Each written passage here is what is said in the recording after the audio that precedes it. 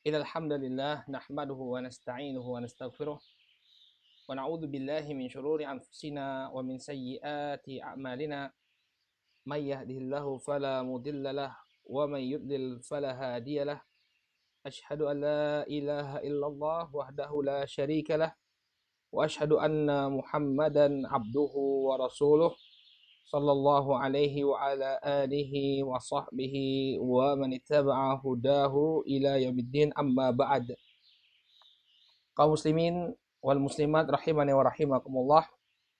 Alhamdulillah, puji dan syukur kita panjatkan kepada Allah Subhanahu wa taala atas segala nikmat yang telah Allah Subhanahu wa taala anugerahkan kepada kita semua, sehingga di pagi hari ini kembali kita dipertemukan oleh Allah Subhanahu wa taala dalam program kita membaca kitab Raqais fi Tarbiyatil Abda yang disusun oleh Syekh Ad-Doktor Abdul Razak bin Abdul Muhsin Al-Badr hafizahullahu taala. Pada pertemuan yang terakhir, ma'asyiral muslimin rahimani wa rahimakumullah, kita telah bahas tentang pentingnya seorang ayah dan seorang ibu berusaha agar anak-anaknya tumbuh menjadi anak-anak yang saleh dan salehah.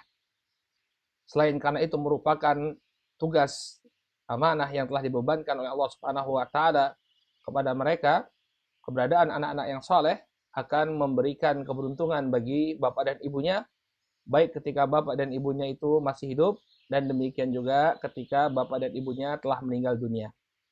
Maka insya Allah di pertemuan kali ini kita akan coba membahas apa saja langkah-langkah yang hendaknya diupayakan oleh setiap orang tua untuk mendapatkan anak yang saleh dan salehah. Qala al-muallif hafizahullahu taala, disebutkan oleh penulis di sini, ikhtiyaru zaujati salihah, memilih istri yang salihah. Ya. Ini ternyata perkara yang pertama yang disampaikan oleh beliau dalam kitab ini, bahwa untuk menjadikan anak-anak kita menjadi anak yang saleh dan salehah, hendaknya ya seorang ayah atau seorang calon ayah dia memilih istri yang salehah. Nah, kita perlu ketahui dulu ya, taban kalau siapa yang berperan utama, ini perlu kita tekankan, yang berperan utama dalam mendidik anak itu adalah ayah. Ya, yang berperan utama dalam mendidik anak itu pada hakikatnya ayah. Karena firman Allah Subhanahu wa taala, ya ayyuhalladzina amanu qu anfusakum wa ahlikum naron, ini diperuntukkan kepada ayah. Wahai orang-orang yang beriman, jagalah ya dirimu dan keluargamu dari api neraka. Ini ditujukan kepada para ayah. Para ayahlah yang pertama kali akan dimintai pertanggungjawaban terhadap pendidikan anaknya. Oleh karena itu hendaknya dia dalam usaha untuk mewujudkan anak-anak yang soleh dan solehah, hendaknya dia mencari pasangan yang baik, pasangan yang solehah, yang membantu dia untuk mendidik anak-anak tersebut menjadi anak-anak yang soleh dan solehah. Bahkan para ulama menyebutkan, barakallahu fikum, bahwa memilih pasangan yang baik ini, pasangan yang saleh, ini adalah perkara yang pertama yang harus dilakukan oleh setiap orang ya dalam proses pendidikan anaknya. Jadi proses pendidikan anak itu bukanlah dimulai ketika dia lahir. Tapi dari kapan? Yani ketika seorang ayah mencari sosok ibu bagi anak-anaknya. Inilah ya saat pertama dia memulai pendidikan anak-anaknya.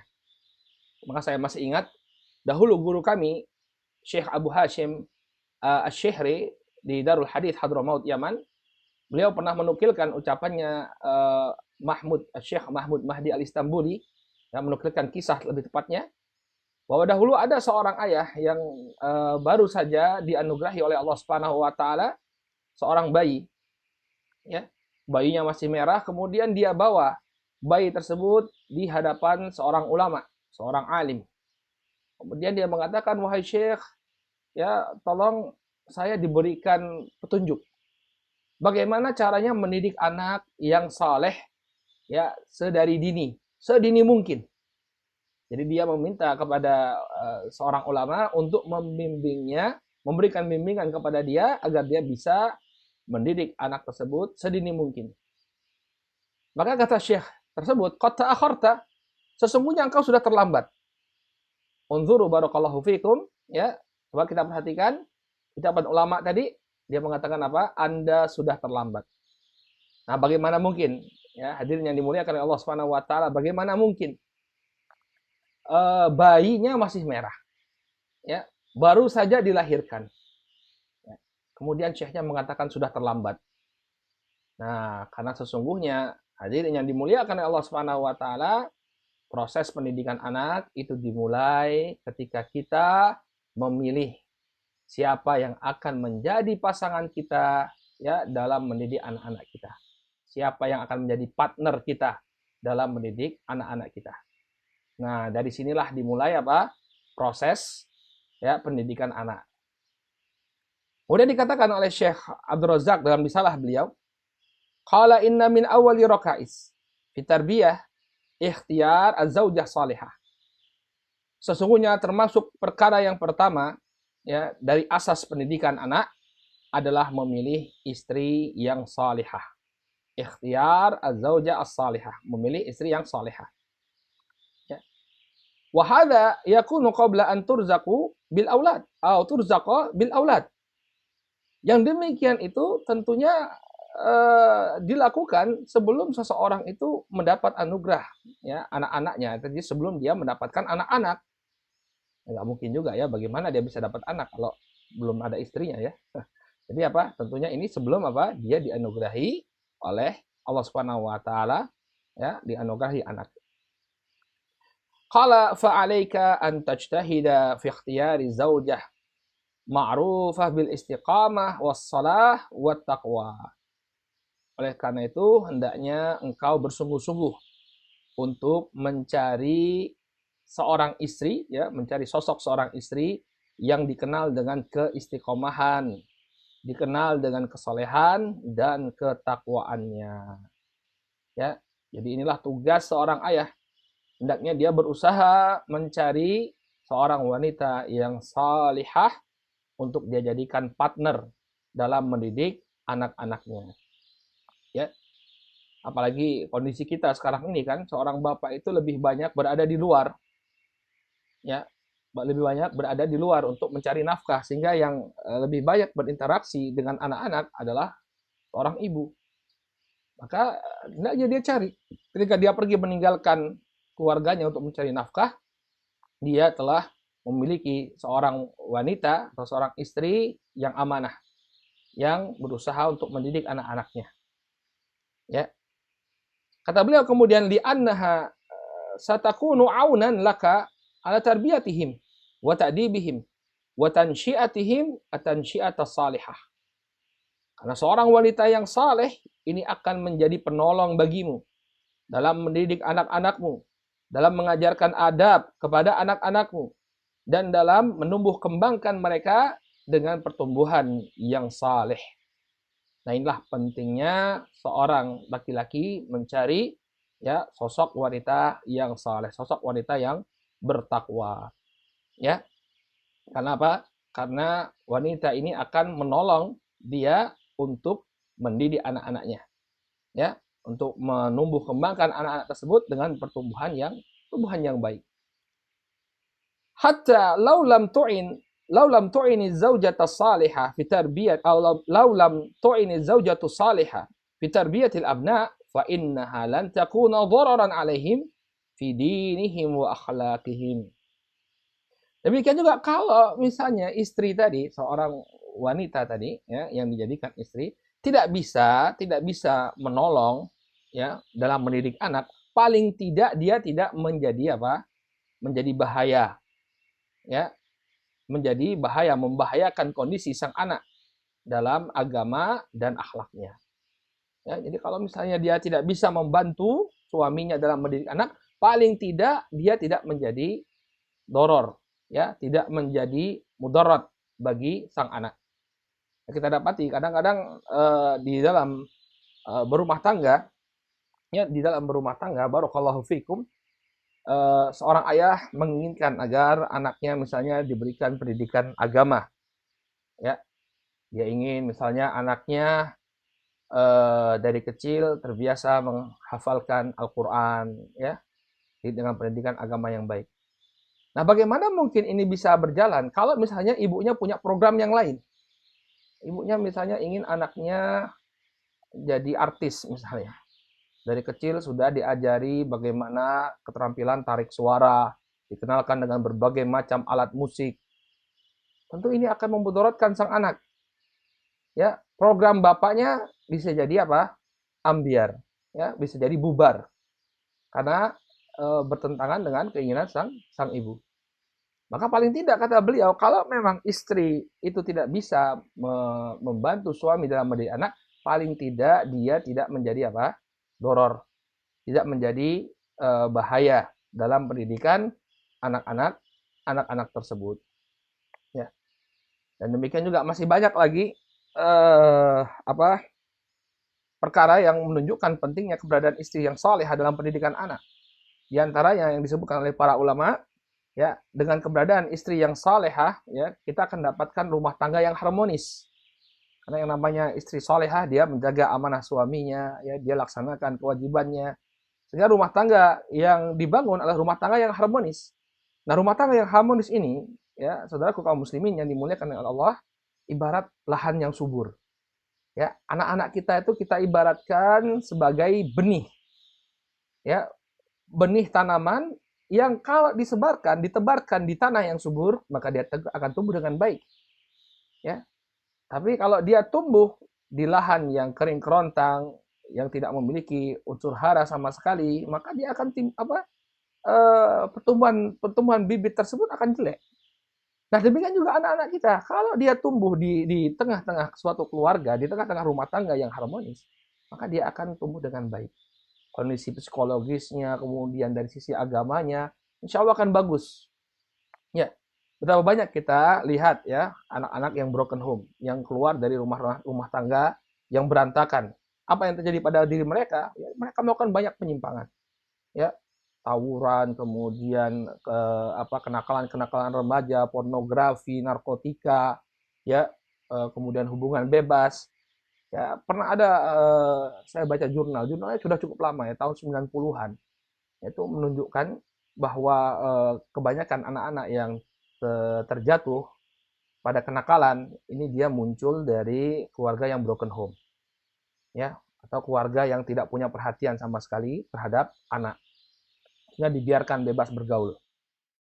Nah, ini juga menunjukkan pentingnya seorang laki-laki untuk mencari sosok pendamping dia, yakni wanita yang salehah dalam mendidik anak. Ya, selain tadi dia akan membantu mendidik anak, ya, seorang istri yang salehah juga akan bersama-sama membangun rumah tangga yang harmonis. Kalau rumah tangga harmonis, anak-anak kita tumbuh di tengah keluarga yang harmonis, maka insya Allah mereka akan tumbuh dengan baik.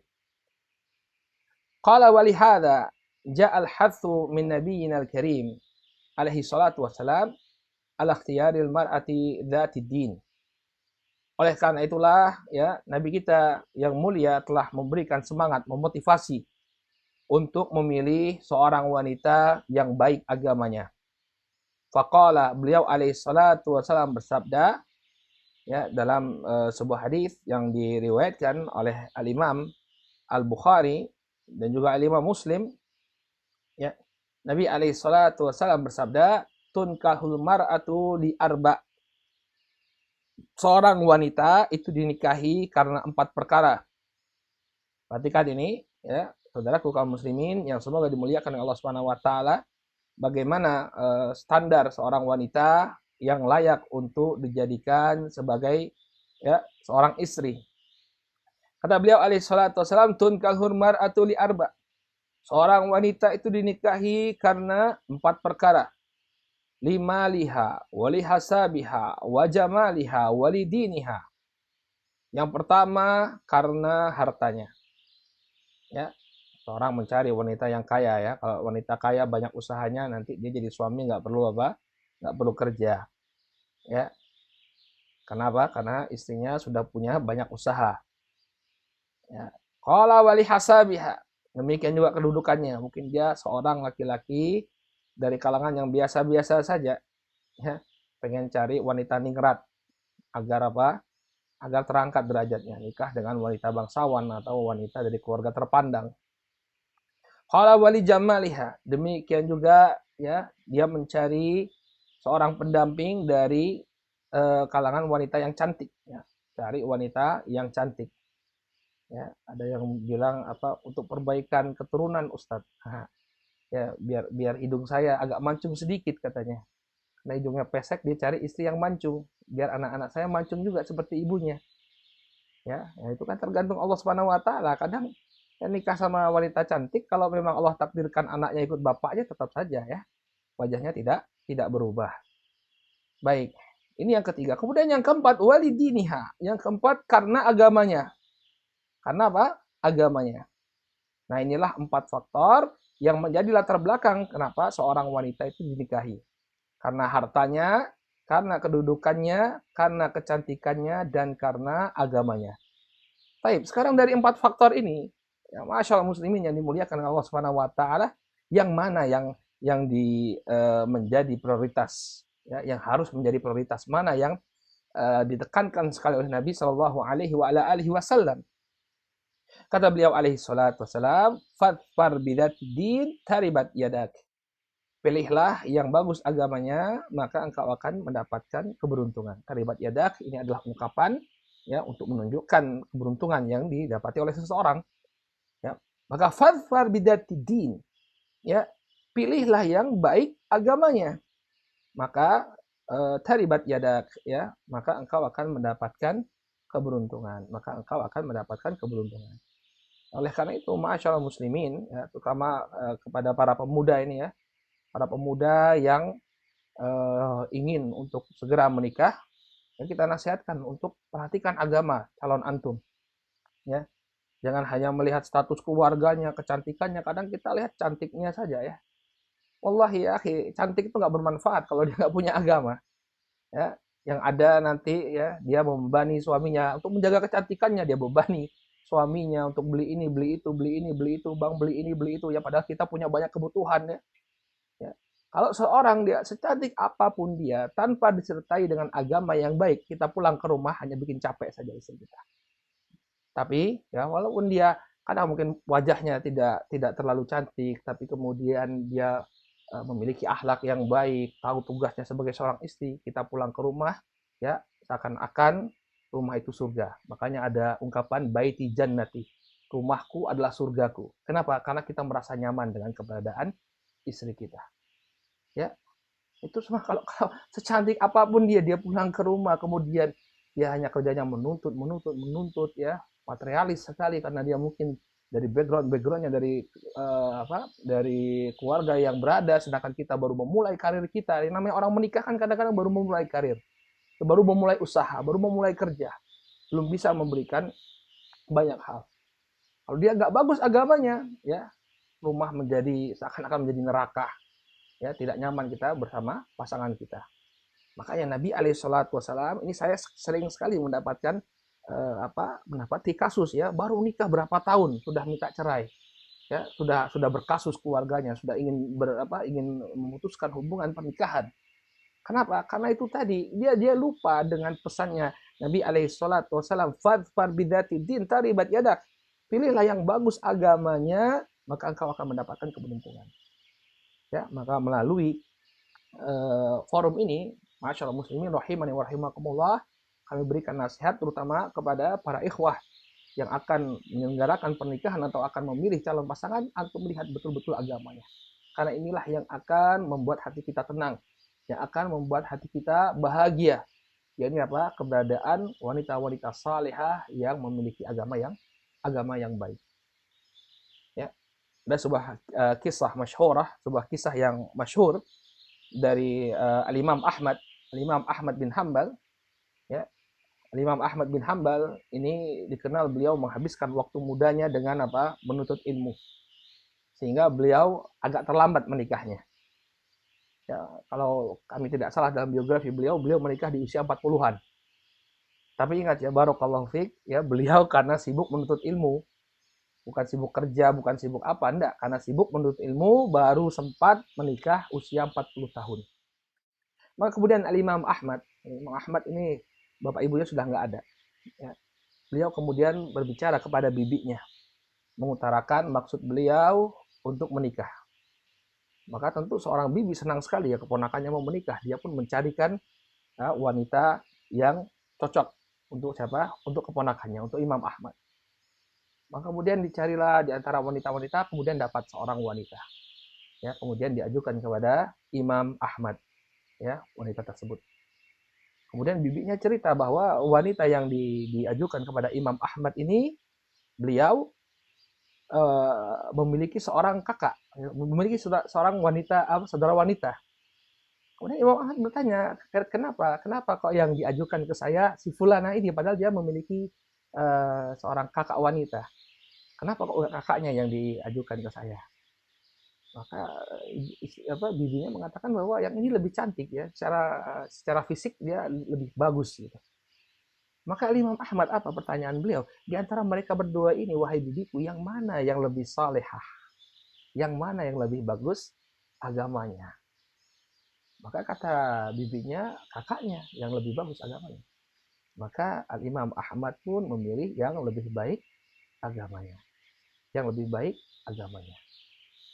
Nah, kemudian ternyata benar pilihannya Al-Imam Ahmad. Dikatakan bahwa beliau berumah tangga dengan seorang wanita karena dia punya anak ya, dari pernikahan tersebut lahir seorang anak yang bernama Saleh, maka istrinya Al-Imam Ahmad dikenal dengan nama Ummu Saleh.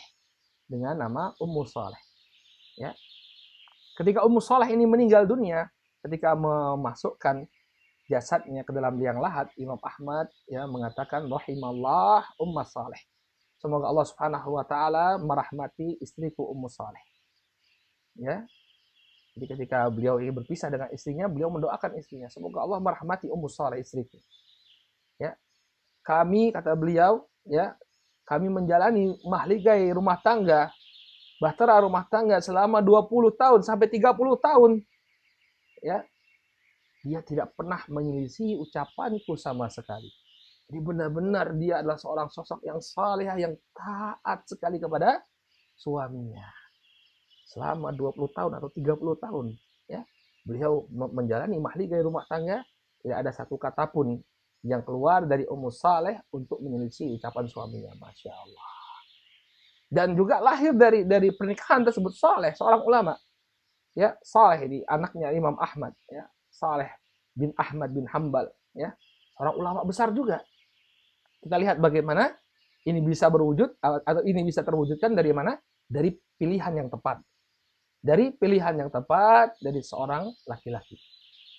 Ya, barakallahu fikum. Jadi benar-benar perlu kita melihat betul ya, melihat betul siapa calon istri kita. Ya. Jika memang agamanya baik, insya Allah bismillah. Ya. Kalau masalah kecantikan gimana Ustadz? Ya, antum ingat Allah Subhanahu wa taala itu tidak melihat rupa kita. Inna akramakum indallahi atqakum. Ya, sesungguhnya orang yang paling mulia di antara kalian adalah orang yang paling bertakwa. Allah melihat ketakwaan kita, bukan melihat hidung mancungnya kita, putihnya kulit kita, dan ciri-ciri keunggulan fisik lainnya. Enggak sama sekali, barakallahu fiik. Yang dilihat adalah apa? Ketakwaan kita. Maka selama kalau antum melihat sudah cocok ya istilahnya, ketika kita lihat oke lah, walaupun dia tidak cantik tapi saya cocok, saya bisa mencintai dia, ya, bisa mengarungi bahtera rumah tangga bersamanya, kita bismillah. Ya, tanpa harus melihat dia secantik apa ya. Kalau dapat cantik alhamdulillah, tapi kalau misalnya sudah ya yang penting dia menyenangkan, ya. Artinya ketika kita melihat wajahnya terpaut hati kita. Ya. Ya sudah bismillah. Selama kita ketahui dia memiliki agama yang baik, akhlak yang baik, sudah insya Allah. Ya. Ini yang dijadikan prioritas oleh Nabi SAW. Fadfar bidatidin taribat yadak. Ya, pilihlah yang baik agamanya, maka engkau akan mendapatkan keberuntungan. Ya, bismillah. Kalau dia memang baik agamanya. Nah, demikian juga, walaupun di sini Syekh tidak menyebutkan tentang bagaimana seorang wanita, apakah dia harus melakukan hal yang sama juga dengan seorang suami, ya. Tapi juga seorang suami atau seorang istri, ya, juga harus menyeleksi juga ya, siapa yang akan menjadi suami dia ini juga dia pun harus menyeleksi. Dia harus lihat suaminya ini apakah dia memiliki akhlak yang baik atau tidak. Dan ini juga dilakukan bersama dengan seorang wali, dengan bapaknya, ya, dengan bapaknya.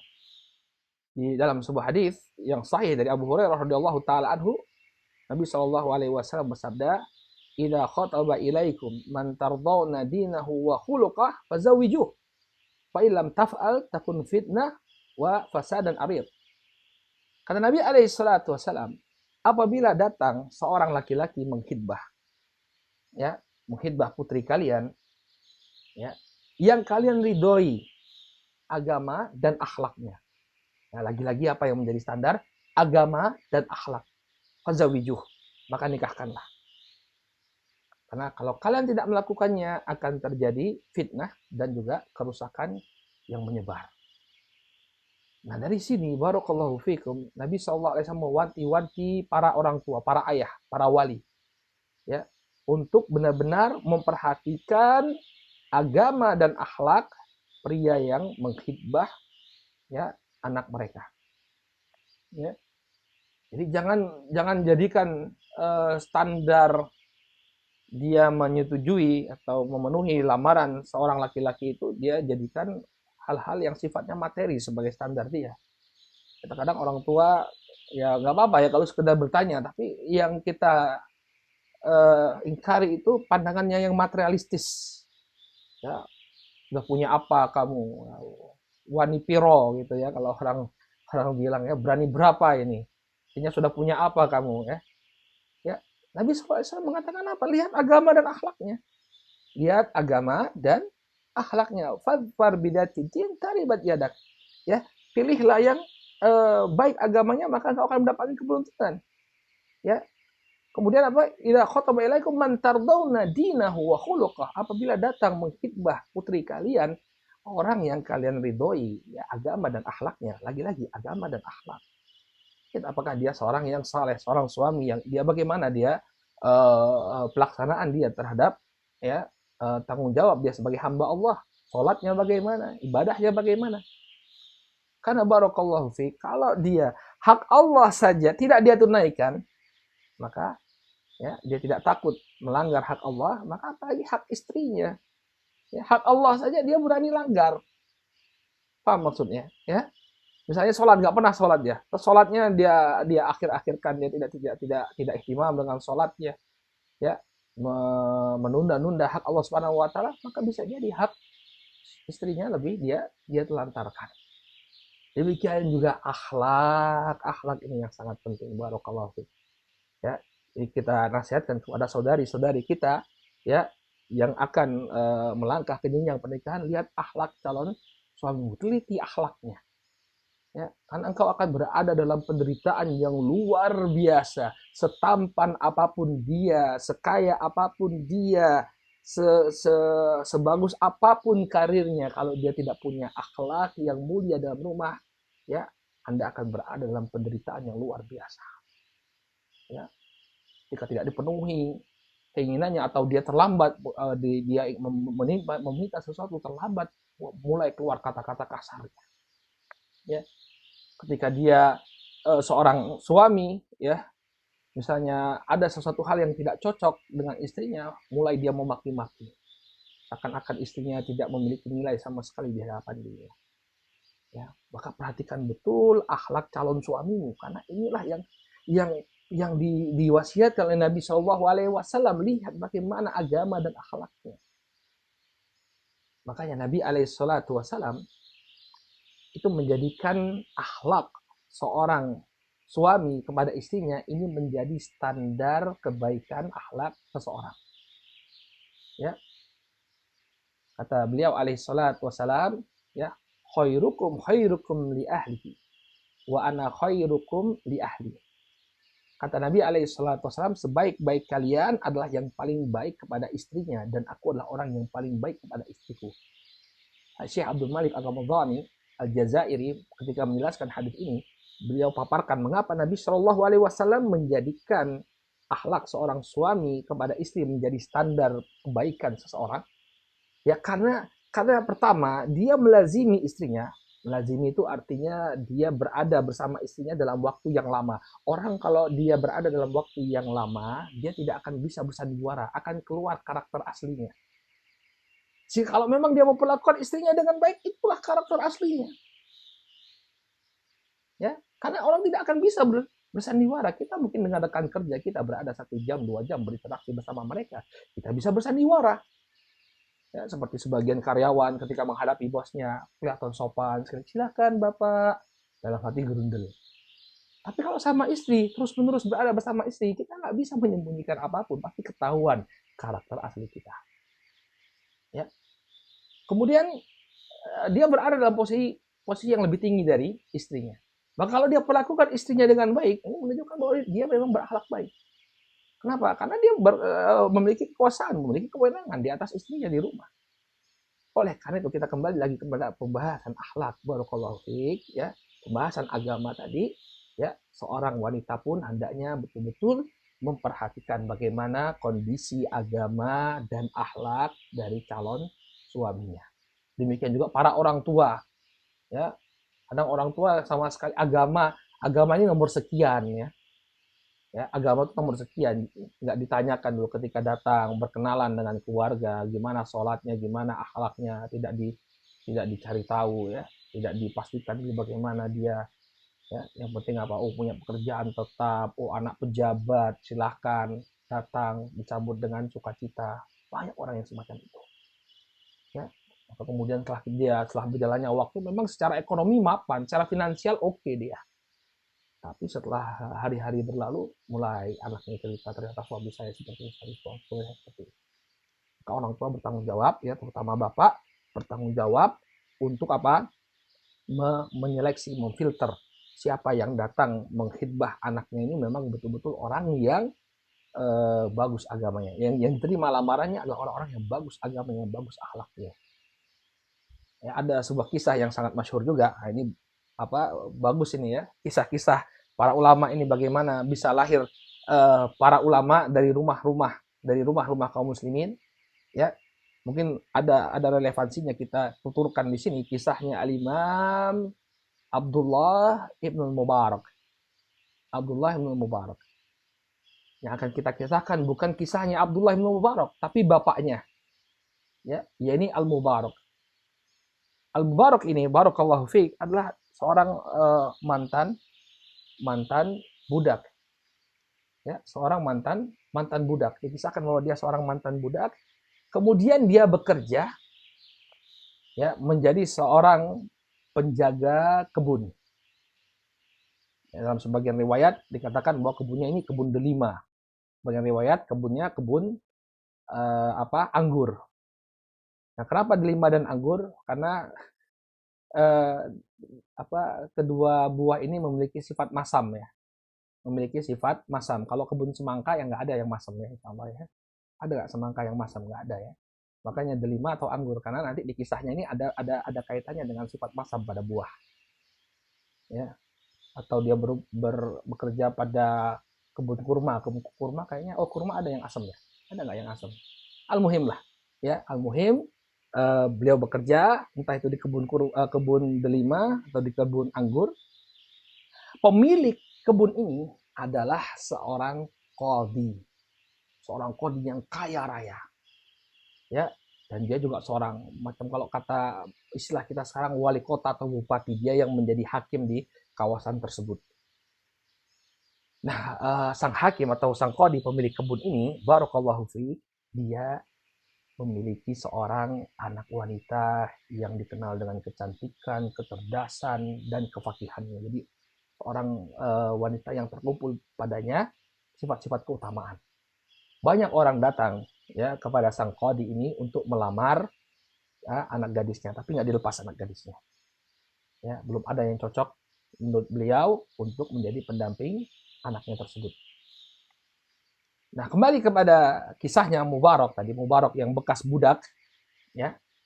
Dia bekerja di tempat tersebut sebagai penjaga kebun, bahasa kita sekarang jadi satpamnya, ya, jadi satpam dari kebun tersebut. Kemudian suatu ketika datanglah sang qadhi. Udah setahun 2 tahun dia bekerja di sana, datanglah si qadhi, kemudian Ternyata pegawai yang dia jumpai adalah Mubarak ini tadi. Maka sang kodi memerintahkan, coba kau ambilkan anggur yang manis untuk saya. Namanya majikan ya, majikan memerintahkan pelayannya. Maka datanglah Mubarak membawa anggur kepada majikannya tersebut. Ya. Ingat tadi requestnya apa? Anggur yang manis. Ternyata begitu dimakan, asam. Wah ini asam, coba ambilkan lagi. Maka diambilkan lagi oleh Mubarak. Ternyata masih sama asam. Maka bertanya-tanya ini apa si pemilik kebun ini, sang kodi. Mubarak, kamu sudah kerja sini 2 tahun. Sampai sekarang kamu belum bisa membedakan mana anggur yang asam, mana anggur yang manis. Bagaimana? Maka dengan polosnya Mubarak mengatakan, wahai tuanku, saya di sini kerjanya menjaga kebun Anda. Saya tidak diberi kewenangan untuk mencicipi anggur. Masya Allah. Selama 2 tahun bekerja di kebun tersebut, Qanifidin rahimani wa rahimakumullah, tidak ada satu anggur pun yang dia cicipi. Ya, kenapa? Karena kontrak kerjanya apa? Kontrak kerjanya lu satpam, ya, kamu satpam, saya satpam kerjanya bukan untuk icip-icip anggur. Coba kita bandingkan dengan kondisi orang sekarang ya. Ya, diberi amanah dalam pekerjaan banyaknya orang-orang yang melanggar amanah. Ya, jam kerja dari jam segini sampai jam segini, masuk kantor, habis sidik jari ya, buka media sosial dulu, baca koran dulu, ngopi-ngopi dulu, ya kerjanya nggak dia laksanakan, nanti pulang lebih cepat, istirahat yang harusnya cuma segini, kemudian dia manfaatkan kemana-mana, ya banyak orang yang nggak amanah. Lihat bagaimana Mubarak, ya. Ya, karena tugasnya hanya menjaga kebun, maka dia hanya melaksanakan sesuai dengan SOP, tidak mengambil anggur untuk dia cicipi. Maka subhanallah ya, apa yang terjadi? Maka terkesanlah sang majikan dengan kejujuran Mubarak, orang yang amanah. Maka diserahkanlah, ditawari dia untuk menikahi eh, anaknya yang dikenal tadi dengan kecantikan dan kecerdasannya. Nikahlah Mubarak dengan putri majikannya. Makanya kalau antum membaca biografinya Al-Imam Abdullah bin Mubarak, beliau itu ya setahun haji, setahun jihad. Jadi dalam 1 tahun itu beliau dalam 1 tahun itu ya beliau berhaji, tahun depannya jihad, tahun depannya lagi haji, tahun depannya jihad. Ya. Dan ketika berhaji, Al-Imam Abdullah bin Mubarak ini membawa rombongan, semua rombongan itu dia yang membiayai. Kenapa? Karena memang ibunya dari kalangan orang kaya, ya banyak hartanya. Ya. Dan lihat bagaimana Mubarak dengan kejujurannya, dengan kebaikan agamanya, dia mendapatkan keberuntungan menikah dengan seorang wanita yang diincar oleh banyak laki-laki karena keutamaan demi keutamaannya. Tapi ternyata dia bekas budak seorang satpam lagi, ya, tukang jaga kebun, tapi mendapatkan keberuntungan. Karena apa? Karena dia menjaga agamanya. Maka tepatlah apa yang disebut oleh Nabi alaihi salatu wasallam, ya alaikum bisidq fa inna sidqa yahdi ilal bir wa innal birra yahdi ilal jannah. Ya, hendaknya kalian senantiasa jujur karena sesungguhnya jujur itu akan membawa kepada kebaikan. Ingat ini janji dari Nabi Shallallahu alaihi wasallam. Jujur akan membawa kepada kebaikan dan kebaikan akan membawa kepada surga. Masya Allah. Ya, qad sadaqa Rasulullah Shallallahu alaihi wasallam, telah benar apa ini disampaikan oleh Rasul Shallallahu alaihi wasallam. Ya, maka kemudian lahirlah dari keluarga tersebut seorang ulama besar yang sampai sekarang nama beliau kita kenal bersama, Abdullah Al-Imam Abdullah Ibnul Mubarak. Ya, Abdullah Ibnul Mubarak. Ya, inilah yang perlu diperhatikan barakallahu fikum ya terhadap pasangan-pasangan ya ketika dia ingin melangkah ke jenjang pernikahan, ya hendaknya dia benar-benar berusaha untuk memilihkan pasangan yang saleh dan saleha ya yang akan menjadi bekalnya dalam mendidik anak. Baik.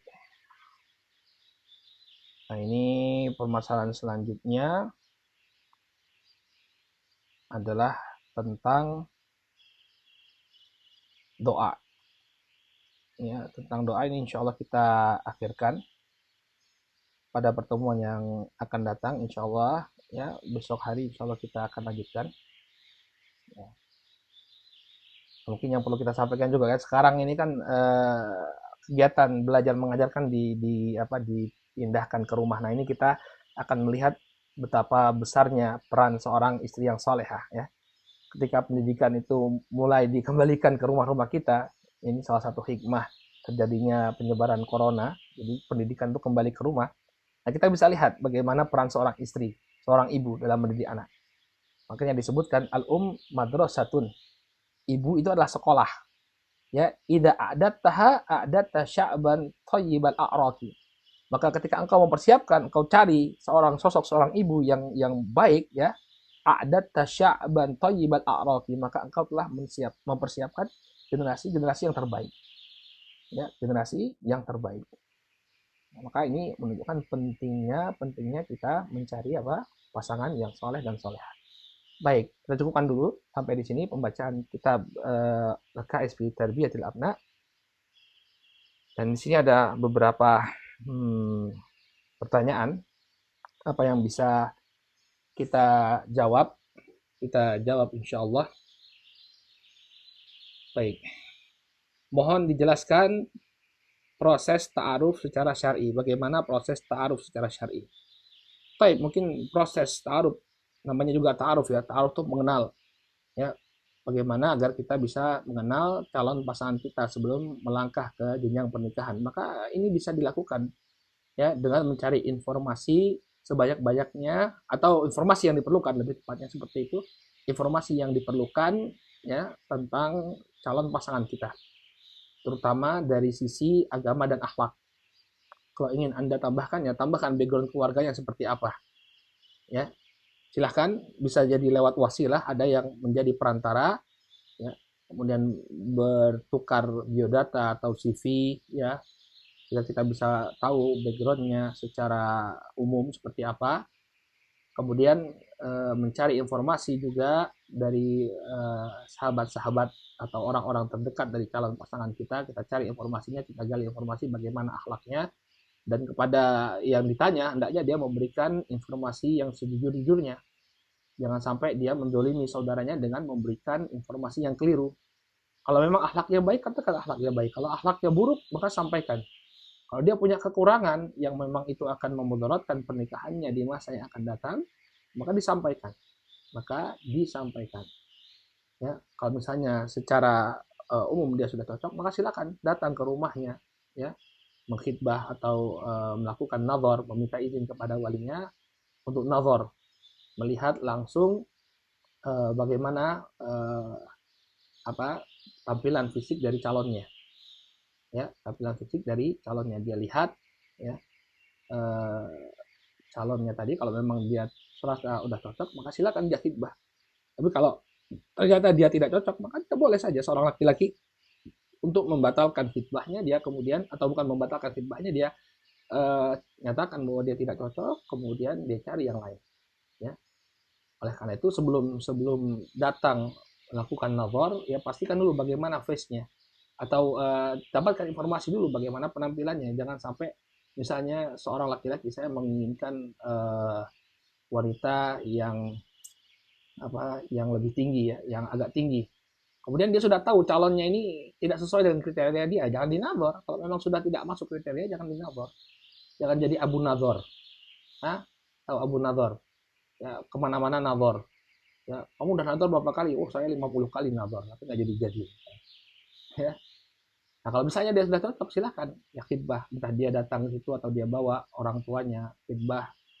Ya, atau misalnya kalau di Indonesia ada ta'aruf juga, kenalan keluarganya, nggak jadi masalah ya, agar kita sama-sama mengenal siapa yang akan kita nikahi. Baik ya, setelah itu ya silakan nikah ya, tetapkan tanggal. Baik, dalam proses ta'aruf, pertanyaan apa saja yang wajib ditanyakan kepada calon istri? agar mengetahui apakah dia pilihan yang tepat. Sebenarnya bukan dia ya, tapi kita mencari dari orang lain. Lihat orang lain, bagaimana orang lain melihat calon kita. Ya, kalau dia yang eh, menjawab pertanyaan kita, ya mungkin dia akan jawab bagus. Bagaimana karaktermu? Ya aku nih akhlaknya bagus kok. Ya, jadi kita melihat orang lain menilai calon kita. Baik, bagaimana dengan status perwalian wanita mu'allaf? Ya, ketika sudah hijrah dan mengenal manhaj salaf, ada keinginan untuk menikah, namun ayahnya belum memberi izin dengan alasan yang umum di masyarakat. Apakah akhwat tersebut dan laki-laki yang melamar tetap boleh melanjutkan prosesnya atau diserahkan kepada KUA? Wallahu taala alam. Seorang wanita yang dia walinya adalah seorang wali yang non muslim, maka walinya adalah pemerintah. Ya, maka silakan saja kalau memang dia merasa sudah siap untuk menikah, silakan dia datang ke KUA. Dan bapaknya tidak boleh untuk menikahkan ya, karena dia bukan seorang muslim. Baik, dari sudut mana kita bisa mengetahui kesolehan calon istri yang kita pilih ketika ta'aruf? Gali informasi. Ya, gali informasi dari orang-orang sekitarnya. Kita bisa lihat misalnya bagaimana si fulanah ini, ya, apakah apa kegiatannya, bagaimana karakternya. Kita tanya kepada orang-orang terdekatnya. Ya, makanya penting membangun jaringan ya. Membangun jaringan agar kita bisa memetakan bagaimana karakter calon yang akan kita nikahi.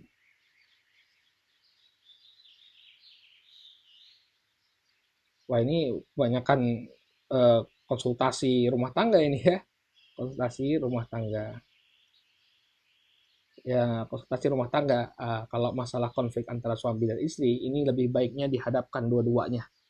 Nggak bisa kita kemudian hanya salah satu orang saja, karena bisa jadi seorang istri itu menganggap bahwa dia berada di atas kebenaran, padahal dia salah. Ya, sehingga yang dilaporkannya kepada hakim atau kepada kodi yang memutuskan, dia gambarkan bahwa dia terzolimi, ternyata banyak kezoliman yang dilakukan. Maka untuk konflik rumah tangga ini idealnya dua belah pihak dihadapkan kepada hakim. Ya. Baik, ada seorang wanita yang mengatakan bahwa suaminya tidak bisa lagi menafkahi lahir maupun batin. Apakah eh, minta hulu? Boleh minta hulu? Ya kalau memang tidak bisa melakukan tanggung jawabnya, silahkan. Ya. Bismillah, Ustadz izin bertanya, saya ikhwan 22 tahun dan ada seorang akhwat yang menawarkan diri untuk dinikahi. Masya Allah, Masya Allah. Lihat agamanya ya akhir. Ya, tapi saya belum cukup ilmu dalam hal pernikahan. Mohon nasihatnya. Ya, belajar, ya belajar. Alhamdulillah sekarang banyak asatidzah yang sudah eh, memberikan kajian-kajian bagaimana cara membentuk rumah tangga yang sakinah. Ya, antum bisa lihat di sana ada Ustadz Abdullah Zain, ya Ustadz Syafiq Basalamah juga banyak berbicara tentang permasalahan pernikahan. Maka silahkan ya antum persiapkan diri antum, belajar, ya banyak membaca, ya, dan Bismillah, Bismillah. Ustadz, Ana single parent dengan dua orang putri.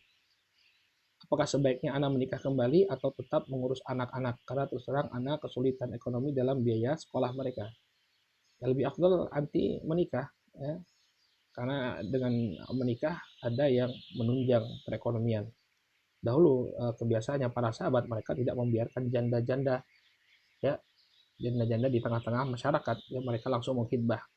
Mereka langsung menghitbah eh, eh, janda-janda tersebut setelah lewat masa iddahnya, sehingga tidak terjadi fitnah di tengah-tengah masyarakat, dan para janda ini tercukupi kebutuhannya.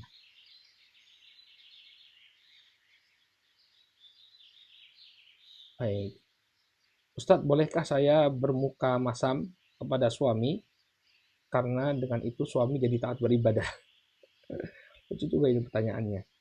Kalau istrinya bermuka masam baru suaminya taat beribadah. Ya, bolehkah anak melakukan tindakan tersebut? Karena kalau saya tidak bermuka masam, ibadah suami saya biasa-biasa saja. Oh, ini beribadah karena takut istri berarti ya. Suami anti anggota istri. Ikatan suami takut istri ya. Kalau suaminya bermuka masam, baru dia beribadah.